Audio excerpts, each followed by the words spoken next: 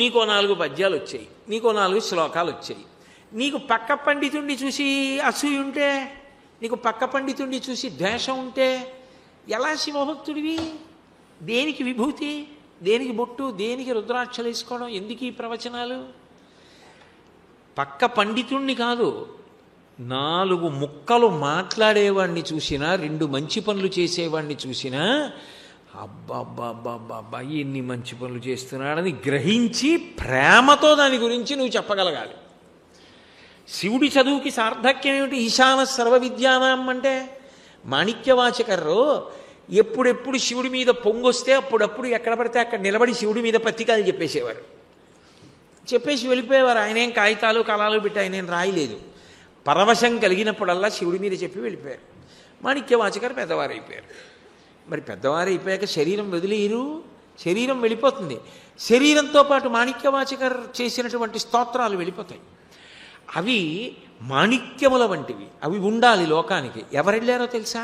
శివుడు వెళ్ళాడు. ఎలా వెళ్ళాడో తెలుసా? నేర్చుకునేవాడిగా వెళ్ళాడు. వెళ్ళి అభ్యర్థించాడు. మీ మాటలు మాణిక్యములు, అవి మామూలు మాటలు కావు, అవి చదువుకున్న వాళ్ళు ఉద్ధరింపబడతారు. మాణిక్యముల వంటి మీ మాటలు గాలిలో వెళ్ళిపోవడానికి వీల్లేదు, వాటికి శాశ్వతత్వం కావాలి. మీరు శ్రమ తీసుకుంటారా నా కోసం? ఎందుకు మాట్లాడడం శ్రమ, ఊపిరి మీద పనిచేస్తుంది. ఊపిరి ఎక్కువ ఖర్చు అయిపోతుంది మాట్లాడడంలో. ఎక్కువ ఖర్చు అయిపోతే తొందరగా మృత్యు వస్తుంది. ఊపిరిల మీద జీవితం ఆధారపడుతుంది. మీరు లోకం కోసం అనేక సార్లు స్తోత్రాలు చేశారు, ఇప్పుడు ఇంకొకసారి చేస్తారా? మీ మాటలు మాణిక్యములు కదా, మాణిక్యములు నేల మీద పడిపోతే వదిలేస్తారా? ఏరి మూట కట్టుకోరు. నేను ఒక్కసారి మూట కట్టుకుంటాను, మళ్ళీ ఒక్కసారి చెప్పండి అన్నాడు. ఆయనకి పరవశం, ఆయనకి ఇంకా కాలం తెలియదు శివుడి గురించి చెప్పమంటే.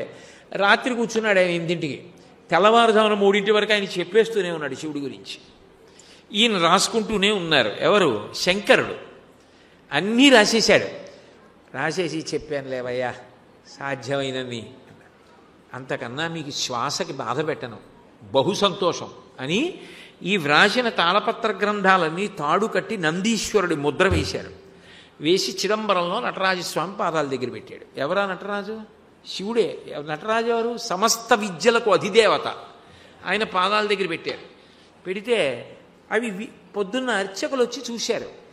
మాణిక్యముల వంటి మాటలు కలిగిన వాడు కాబట్టి మాణిక్యవాచకర్రని బిరుదునిచ్చి శివుడనైన నేనే రాత్రి ఆయన ఇంటికి వెళ్ళి కూర్చుని కింద కూర్చుని మాణిక్యవాచకర్ చెప్పిన స్తోత్రాలన్నీ వ్రాసి తెచ్చాను. అవే ఈ తాళపత్ర గ్రంథాలు. ఇవి లోకంలో ప్రఖ్యాతి పొందాలని శివశాసనం, అందుకని నందికేశ్వరుడి ముద్ర వేశానని చిదంబరంలో నటరాజు పాదాల దగ్గర పెట్టారు. అది చదివారు. ఉపోద్ఘాతం అంటారు కదా, అది చదివి ఆశ్చర్యపోయారు. ఆశ్చర్యపోయి గబగబా వెళ్ళి మాణిక్యవాచకర్కి చెప్తే మాణిక్యవాచకర్ లోపలికి వచ్చారు. శివ, రాత్రంతా కింద కూర్చున్నావా? నీ చెప్పింది రాశావా?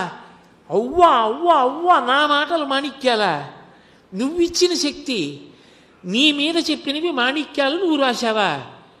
నా మీద ఇంత ప్రేమ, నీవా మాణిక్యాలు? నీ గురించి చెప్పినవి మాణిక్యాలని నువ్వు వ్రాసి పట్టుకెళ్ళావా? నాకింత గౌరవం ఇచ్చావా? సకల విద్యాధీశుడవు నువ్వు, నన్ను ఇంత గౌరవించావా? ఆనందం ఆగలేదు ఆయనకి, ఉద్వేగం పొందేశాడు. గట్టిగా అరుస్తూ స్తోత్రం చెప్పాడు. అంతే, ఆయన హృదయక్షేత్రంలోంచి జ్యోతి బయలుదేరి వెళ్ళి అందరూ చూస్తుండగా నటరాజస్వామి ఎందు ఐక్యమైపోయి మాణిక్యవాచకర్ పడిపోయాడు. ఆ స్తోత్రాలు తాళపత్ర గ్రంథాలన్నీ అలాగే ఉండిపోయాయి. దేనికి కాల్చనాని ప్రవచనాలు? పక్క పండితుడిని చూస్తే అసూయ పడితే నువ్వేం శివభక్తుడివి? దేనికి ప్రవచనం చేస్తావు? ఎందుకు పుస్తకాలకు ముందు మాటలు రాయడం? ఎందుకు వేదికలు ఎక్కడం?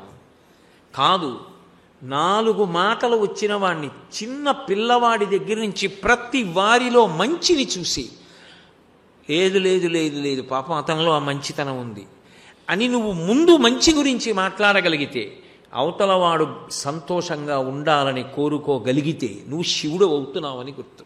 లేనినాడు నువ్వు దారి తెప్పావు, నీకు శివుడు అర్థం కాలేదు, నీకు అన్వయం కాలేదు జీవితంలో. శివకథలు, శివభక్తి వినడానికి మాత్రమే పనికొచ్చేవి కావు, జీవితంలోకి అన్వయం చేసుకుంటే శివుడు అవుతాడు. తింటే కదా నేనవుతాను. ఇప్పుడు నేను ఈ ప్రవచనం చేసేసి విడిదికెడతాను, నాకేదో ఓ రొట్టో ఓ పండు మొక్కో పెట్టారనుకోండి, తింటే కదా అది నేనైపోతుంది. జీర్ణమైపోయి శక్తిగా నేనైపోతుంది. నేను తిన్న బొప్పాయి పండు మొక్క నేనైపోతుంది, నేను తాగిన నీళ్లు నేనైపోతాయి, నేను తాగినట్టు నేనైపోతుంది. నేను చదివింది నేనైపోయింది ఎప్పుడు?